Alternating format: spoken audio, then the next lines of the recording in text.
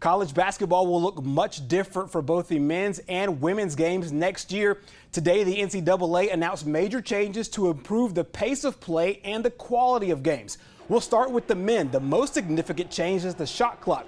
It'll go from 35 seconds down to 30 seconds in order to speed up the offensive possessions. Meanwhile, on defense, they've eliminated the 5-second closely guarded rule while dribbling the basketball. Scoring in Division I hoops dipped to a record low 67 points per game last season. We spoke with JSU coach James Green, who has a defensive background, and he highlighted what the changes will mean for teams on offense. You know, obviously you're going to have to get into your offense a little bit quicker and make that adjustment, and probably have a lot more quick hitters and those type things to get shots up on the rim. But just keep in mind there will be a lot more possessions in the game, so you know you won't have to be as methodical sometimes offensively, because you're going to get some other opportunities also.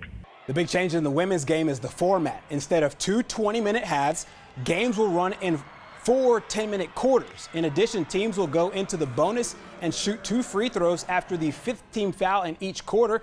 Teams also have 1 less called timeout with the new quarter system in place. What's going to come with the change is now you're going to have basically 4 end-of-period situations instead of 2. So one could say that might add a little bit more excitement to the game, perhaps, which would be an argument for doing it. It'll obviously give a clear, definitive stoppage in the middle of each half that we haven't had obviously before. So it'll be a lot like high school from that standpoint in terms of how the game is framed.